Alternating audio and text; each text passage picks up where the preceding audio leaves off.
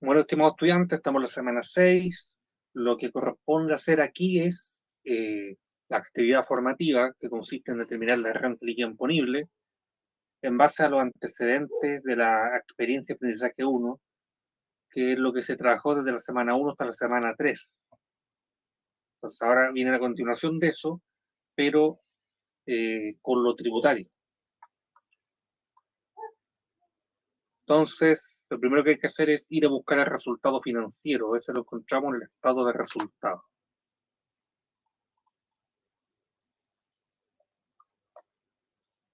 Después tenemos como agregado depreciaciones financieras en base a lo que establece la NIC 16 o sección 17 de la NIC para PYME, pero que no cumplen claramente con el criterio tributario, por lo tanto son agregados a la determinación de renta líquida imponible.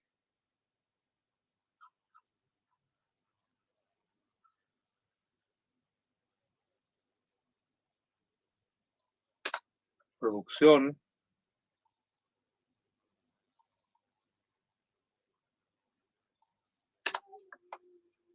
área comercial y administración.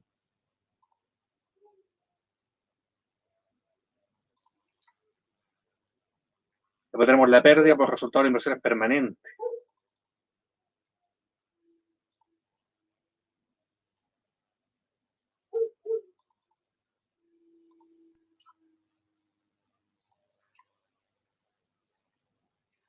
Impuesto a la ganancia.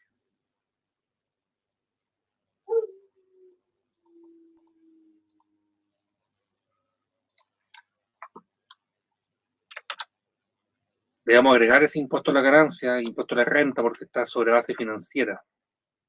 Bueno, y además el impuesto a la renta, aunque sea sobre base tributaria, no es gasto contra el impuesto. Eso sería también como si el IVA fuera parte del neto, tampoco se puede.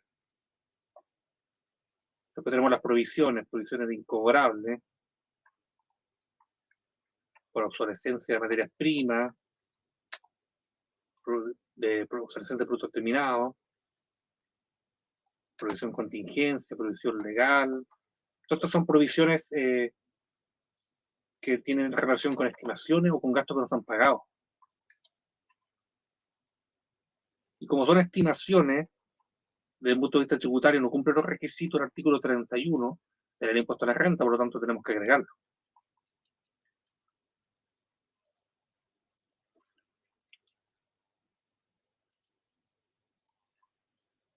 También tenemos ahora estos gastos sin documentación y la multa, pero estos se deben agregar debidamente actualizados. Entonces, si nos vamos a la tabla de corrección monetaria, aquí el factor tendría que ser 1.030, que sería el 3%, acá tendría que ser 1.025 y acá 1.022.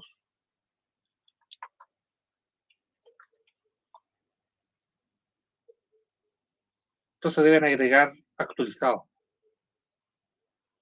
sin perjuicio que los dos gastos sin documentación después vamos a tener que deducirlos porque no se van a afectar con impuestos de primera categoría. Como van a tener una tributación especial, no debemos eh, a, aplicarle el impuesto de primera categoría, por lo tanto los agregamos, pero después los tenemos que deducir acá abajo.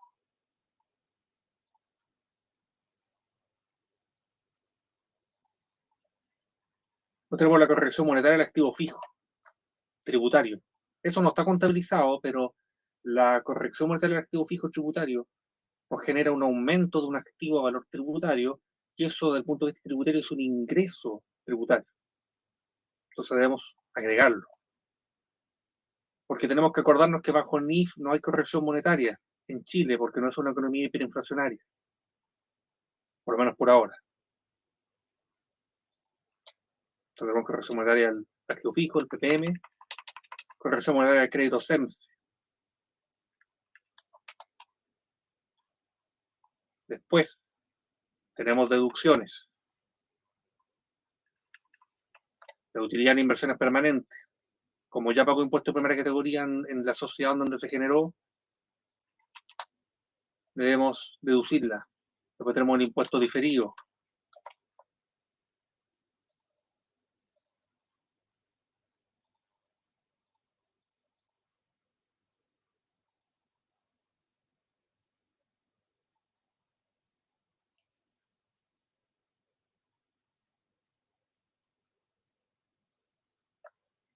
Esto lo voy a eliminar porque estos gastos sin respaldo se van a deducir acá separados si van al inciso primero del artículo 21, que son los gastos rechazados que no tienen atribución en ningún socio accionista ni el empresario, y también tenemos los gastos rechazados que sí son atribuibles al socio, el accionista o el empresario, que se van a grabar con global complementario más 10%.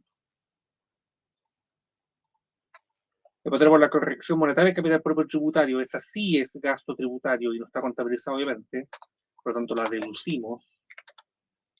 Y también podemos deducir la depreciación tributaria del artículo 31, número 5 del impuesto de renta, porque esa sí cumple el criterio tributario, obviamente.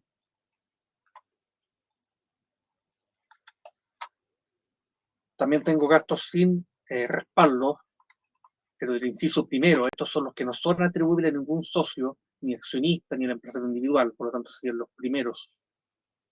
Ah, no, miento, los segundos, este de acá, 563.750.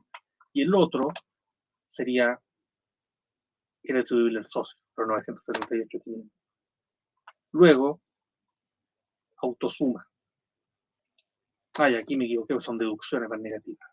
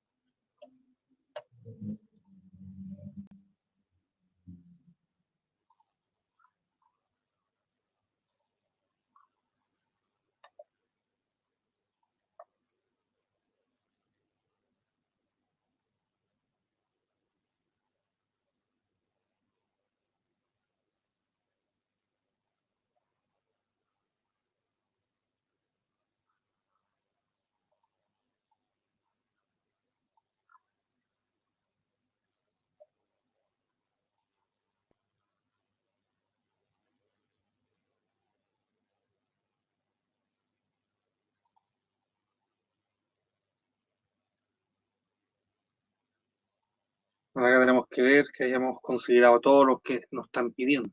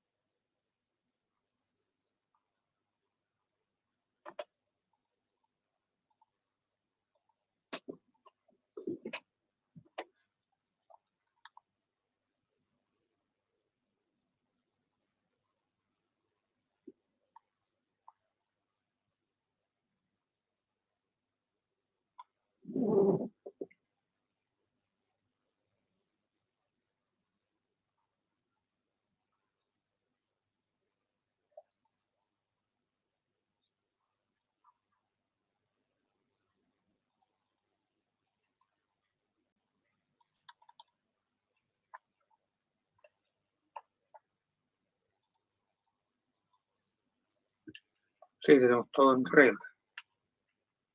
Entonces,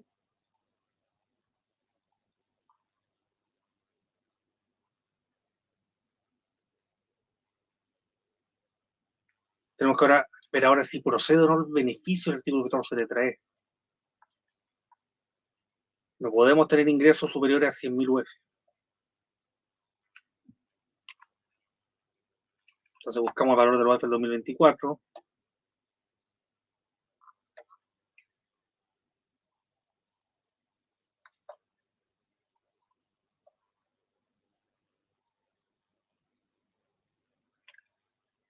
Es el valor al 31 de diciembre de 2024. Lo que vamos a hacer ahora es ver si es que los ingresos superan o no las 100.000 UF. Sí. son 258.000 UF, por lo tanto, no habría beneficio por incentivo al ahorro que el artículo 14 letra E del impuesto de renta. Entonces ahora aplicamos el impuesto. Base imponible por tasa. Después tenemos un impuesto único a los gastos rechazados.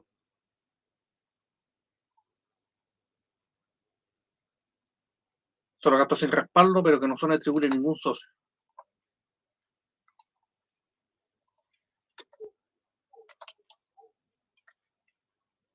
Después tenemos el crédito del 33 bis.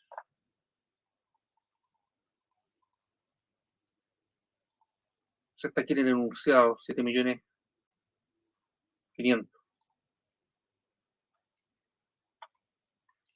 Se colocar negativo para que se genere una rebaja.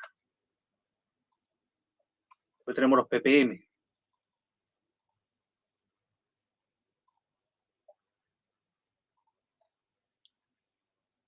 Con su respectiva corrección monetaria que calculamos nosotros acá. O sea, que venía ya como un ajuste.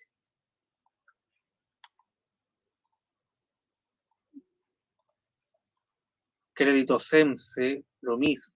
Tenemos que ir a buscarlo a los enunciados.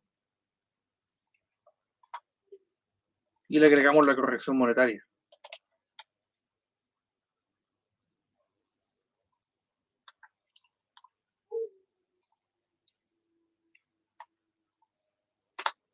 Y tenemos nuestro impuesto a pagar. Ahora tenemos que completar los datos del formulario.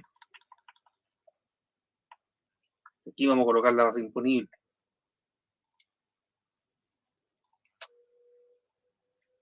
Acá la rebaja es el 33 bis.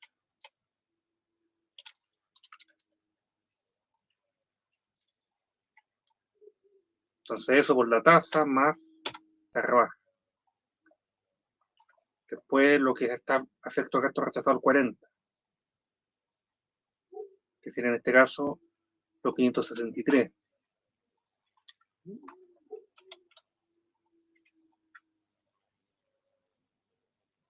Después tenemos los PPM.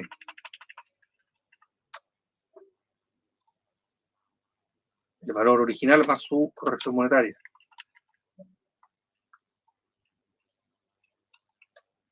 Y créditos por gastos capacitación SEMSE. Crédito SEMSE.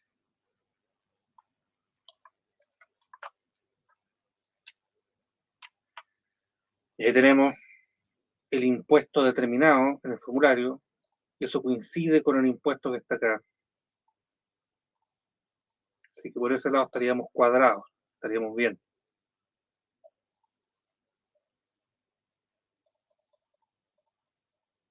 Tendríamos eso listo. Y ahora, acá nos hacen preguntas.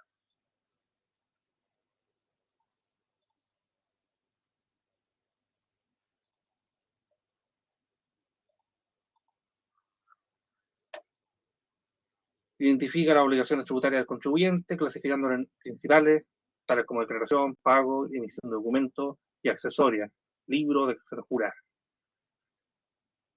Entonces, obligaciones principales, tenemos la declaración de impuestos mensuales, formulario 29, con el IVA, la relación de honorarios, sueldo, PPM. Tenemos la declaración de impuesto anual a la renta, formulario 22. Tenemos la visión de documentos tributarios, factura electrónica, boleta electrónica, nota de crédito de débito. Principalmente. Después las accesorias. Tenemos obligaciones tributarias accesorias también. El mantener el registro de compraventa actualizado, enviar declaraciones juradas. Declaraciones juradas y varias. El sueldo 18.27, el horario 18.79. Después están las declaraciones juradas sobre las imponibles, según el régimen tributario, etc. Tenemos infinidad de declaraciones juradas que tenemos que enviar. Tenemos que también mantener la documentación por cierto periodo, sobre todo si la empresa tiene pérdida, tenemos que tener esa información ahí.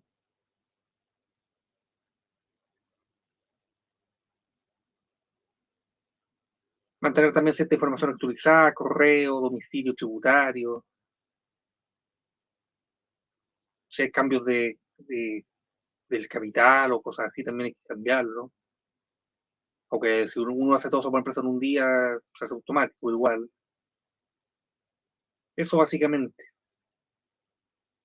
Después aquí nos piden relaciona cada obligación con una fuente legal.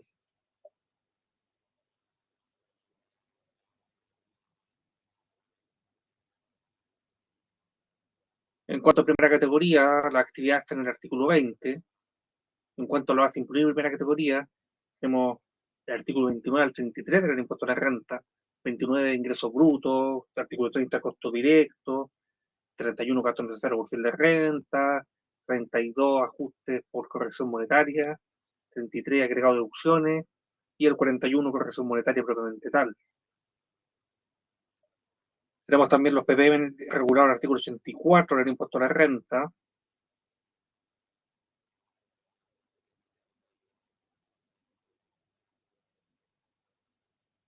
Tenemos las relaciones de honorario y sueldo en el artículo 74, número 1 y 2 del impuesto a la renta,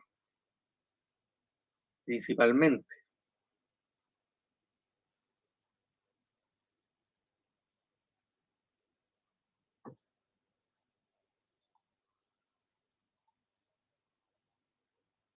Obligaciones tributarias accesorias.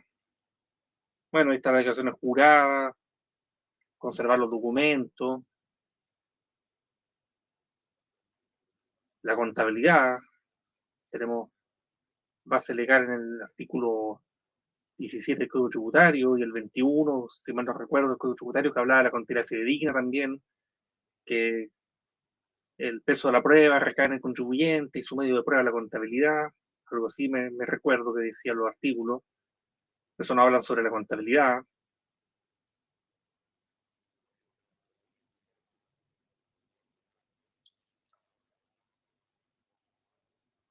Después, en cuanto a actualizar información, tenemos el artículo 68 del Código Tributario que nos habla del inicio de actividades. Si algún contribuyente genera actividades susceptibles de ser grabadas con algún impuesto, generar hecho grabado, tiene la obligación de realizar inicio de actividad, informando la actividad que está desarrollando, todo eso. Y en caso de que cesen sus actividades, tiene la obligación de informar términos de giro. Artículo 69 del Código Tributario.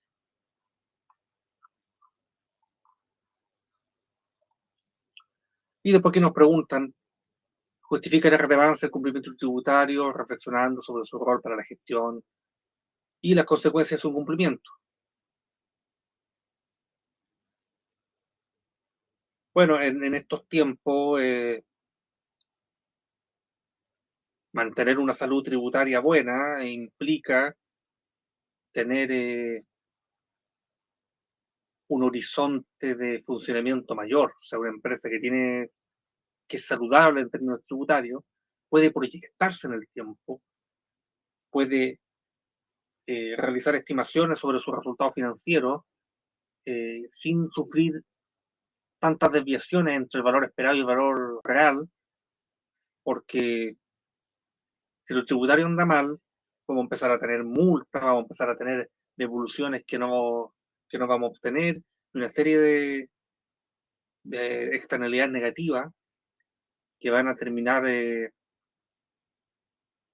una empresa que va a asumir importantes gastos de multa, que no va a poder aprovechar todas las franquicias tributarias, porque no las va a detectar o no va a estar en los plazos para hacerlo,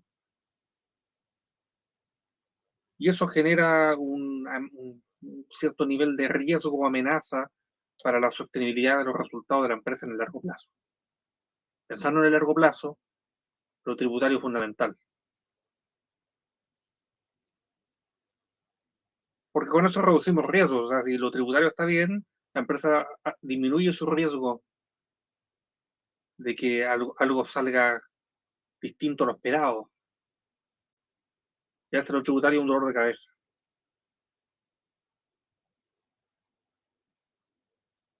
sobre todo ahora en estos tiempos que está de moda la sostenibilidad tributaria y en el fondo el cumplimiento tributario también genera una mejor imagen de la empresa ante los stakeholders, ante las partes interesadas. Es importante igual que la empresa cumpla con las obligaciones tributarias principales y accesorias, porque obviamente que las consecuencias, como ustedes ya bien saben, son multas,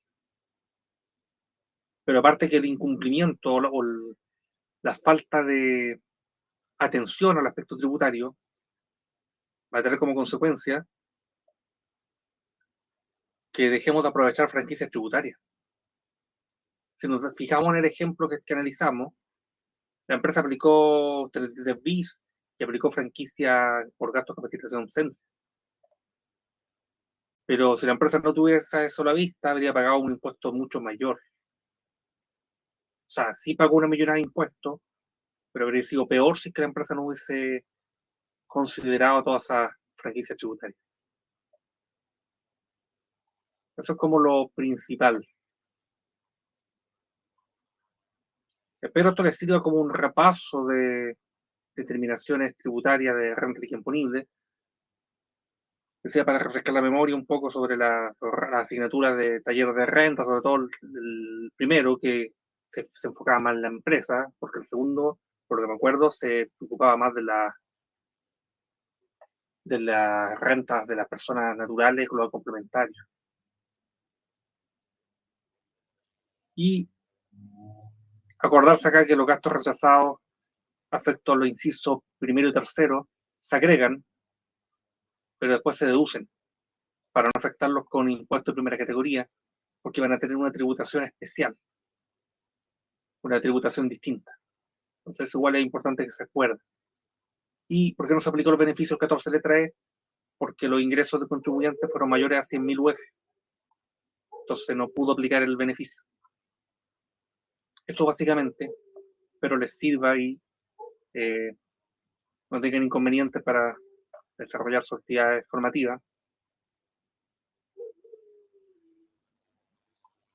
Y que tengan una excelente semana, lo que quiera de ella.